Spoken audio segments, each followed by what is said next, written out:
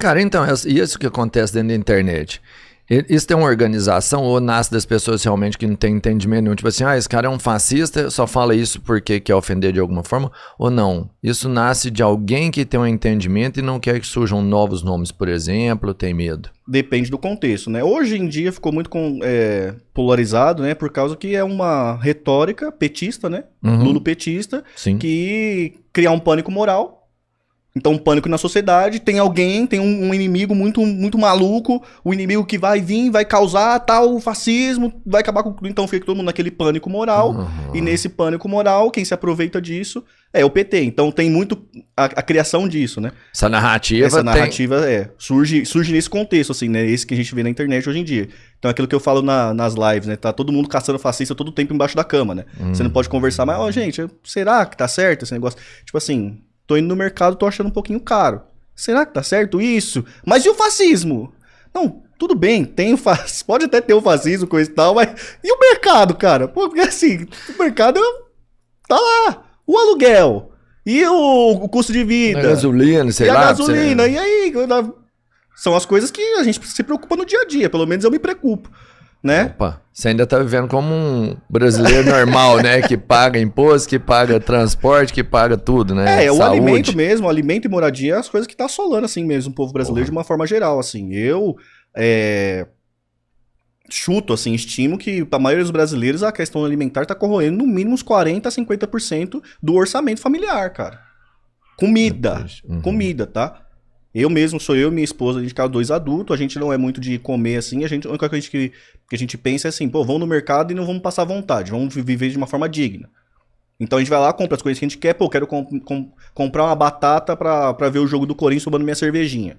Então, mano, eu vou pegar minha cerveja e vou pegar minha batata. Então, não tem nada de luxo, mas é um padrão de vida ok, não vai passar vontade em relação a comer, que é a coisa mais básica. Sim. Cara, a gente larga 40%, 50% da nossa renda no mercado. Caralho. Cara, isso tá me desmotivando a pensar em ter filho.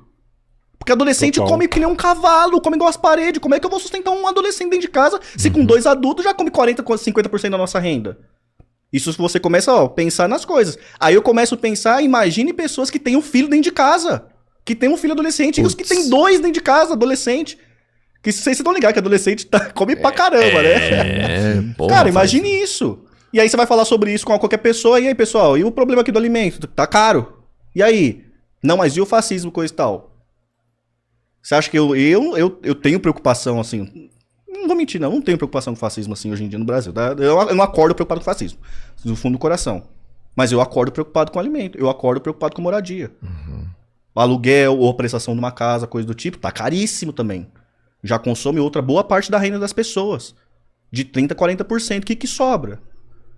E você vê isso aí desencadeando outras atividades que acabam prejudicando o funcionamento da sociedade? O principal é o trabalho, cara. O principal é o trabalho. Hoje tem essa discussão aí do que as pessoas não querem mais ser CLT, coisa do tipo. Tem muito a ver com isso.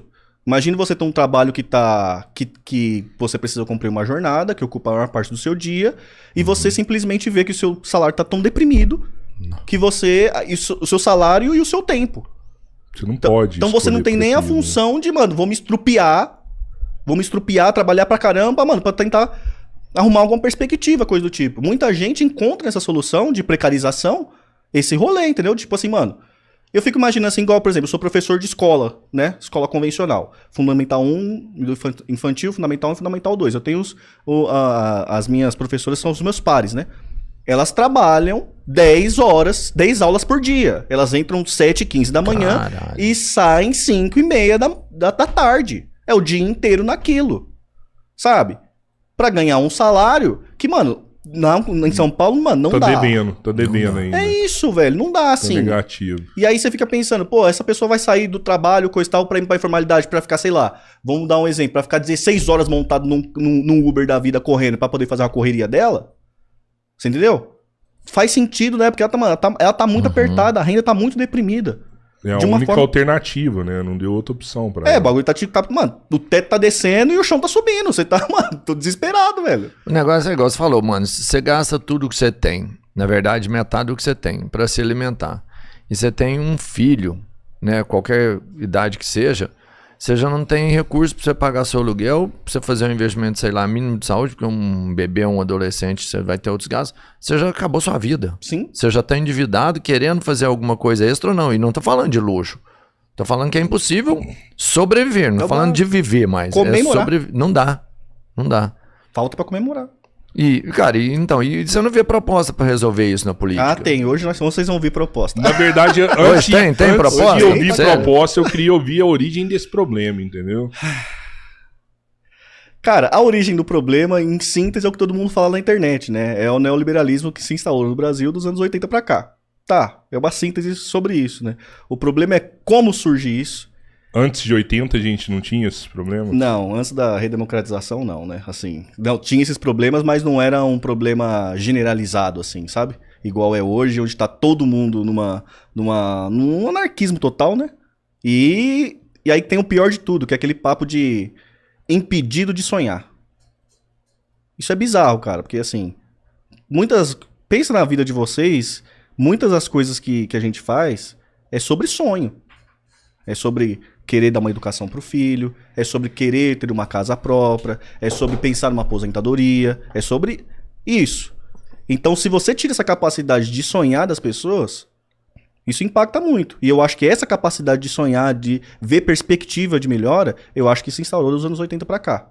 Eu acho que antes você ainda via um desenvolvimento, eu acho que antes você ainda tinha a perspectiva de você arrumar uma profissão que vá pagar bem, arrumar um emprego que vá pagar bem, que você seja produtivo, coisa do tipo, e aí... No Brasil inteiro você tinha essas condições? Eu acho que, pela minha...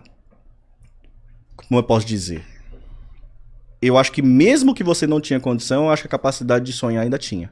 Porque o que eu acho que acontecia nessa época é o seguinte, da percepção que é da época que eu vivi realmente, não é que você conseguiria, mas você tinha um sonho assim, se eu trabalhar, eu consigo. Você tinha perspectiva. Hein? Se eu trabalhar, eu vou conseguir pagar um carrinho ou alguma coisa, eu vou conseguir comprar uma casa um dia trabalhando. Hoje, esse sonho não existe mais. O cara fala assim, não adianta eu trabalhar, porque eu não vou ter nada. Nem o sonho de trabalho, sabe? Você pensar assim, por que você está trabalhando? Porque eu tenho um objetivo, que é exatamente o que você falou. Nessa época, as pessoas acreditavam que com o trabalho, talvez fosse possível. Sim. E isso já não é a realidade mais. A galera que trabalha pensando assim, eu estou trabalhando por nada, que eu nunca vou ter nada. Mas será que o que a gente está fazendo aqui não é uma crítica ao capitalismo? A gente não está criticando uma máquina de moer pessoas e cada vez mais a boca dela vai ficando maior.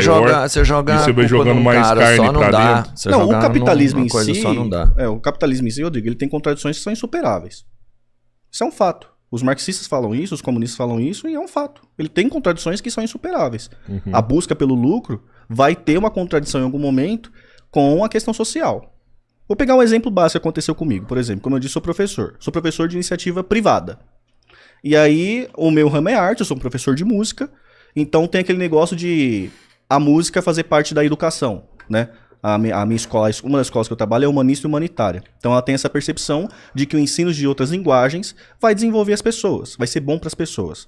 Então tem uma questão do ensino, é uma questão social. Escolas particulares têm um momento muito importante que é as apresentações. Que é o momento que você está expondo, né, ao que o seu filho está aprendendo para os pais. E ao mesmo tempo que é um marketing, né? Serve muito mais como marketing, que os pais gostam de ir lá, pagam mensalidade, gostam de ir lá ver o filho, coisa e tal. Tem a questão do ensino por trás, que é aquilo que eu falei. Chegou um momento que eu mandava um dia conversando com a minha chefe, que era assim, eu tinha um grupo lá montei um coral com a molecada do Fund 2, era ensino médio, não, era Fund 2, 9º ano. Montei um coral, e aí dentro desse coral eu ia montar um madrigal. O madrigal são aquelas vozes que representam os coros, ou seja, uma voz especial que eles iam ficar no microfone. E durante as aulas tinha um menino que era muito engajado, mano. Ele era muito engajado. Tudo que eu pedi os exercícios ele fazia, sem participativo na aula, coisa do tipo. Eu, pra incentivar aquilo nele, eu fui lá e premiei ele com um madrigal. Só que ele era muito desafinado. Ele era desafinado, tipo assim. Só que ele estava interessado na aula. E o meu interesse na educação não é que ele seja afinado. Claro que ser afinado vai ser uma consequência do estudo dele. Só que eu entendo que o ensino musical é transformador para a vida dele. E estava sendo. Então tinha uma questão social. Aí entrou uma contradição. Se eu mostrar lá pro pai o moleque desafinado, eu não vou estar fazendo o marketing da forma correta. A busca pelo lucro vai ser ineficiente nesse caso. O certo é eu pegar o moleque afinado, mostrar lá e mostrar um coral lindo. Por um outro lado, se eu boto o moleque lá, eu estou incentivando a questão social da educação dele.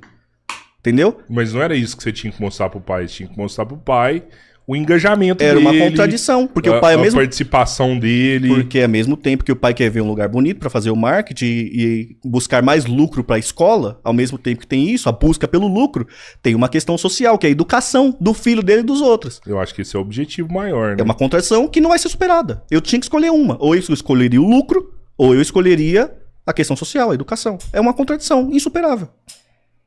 Concorda? Não sei.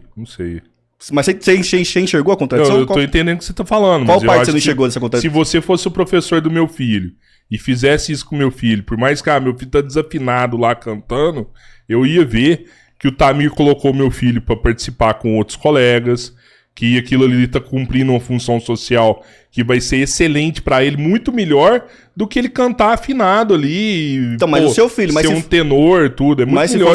Mas se fosse o filho do Robertinho, cantando lá desafinado, feio. e o seu afinado no outro lugar? Pô, eu ia ver do mesmo jeito, assim, tá participando.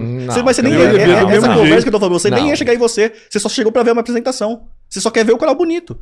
O coral bonito representa, pô, esse ensino é legal, hein? O ponto lógico é isso. Entendo, sim. Porque coralzão bonito e tal, é isso. Perfeito, né? Esse é Trabalho um de excelência. Exatamente. Você ia olhar isso. Pô, cara, essa escola é boa, pago mesmo, olha os moleque, canta bem pra caramba, é isso. Eu entendo. Você entendeu? Você tem razão. Aí eu, como professor, peguei pra minha chefe, que é um amor de pessoa, né? Mostrei, ó, tem uma contradição aqui. Nesse caso, eu faço o quê? Pronto, é uma contradição. Isso foi só um exemplo prático da contradição que tem o capitalismo. O capitalismo tem contradições que são insuperáveis. Isso é fato. Os marxistas afirmam isso, eles estão certos. Tem sim. A busca pelo lucro tem. Ou dou exemplo também para os liberais lá que vão ver a live, tá? A galera do MBL, eu falo, gente, o elevador do seu prédio não precisa dar lucro. O elevador do seu prédio precisa te levar do lugar A para o lugar B. E acabou. Imagine se você for subir lá do 14º andar e pensar, aí paga R$3. Aqui vai subir do primeiro, paga 1. Quem não tem dinheiro sobe de escada. Ah, mas eu moro lá no 14º, sobe de escada. O elevador não tem a função de dar lucro. Quem entra nessas conversas de estatais, coisa e tal, eu falo assim, gente, vocês precisam parar de achar que tudo precisa dar lucro. Aí eu dou o exemplo do elevador do prédio, né? O elevador do prédio não precisa dar lucro. Todo mundo contribui um pouquinho, faz manutenção dele, porque ele precisa levar todo mundo lá. Ele tem uma função social dentro do prédio. Então, assim, existe a contradição dentro do capitalismo.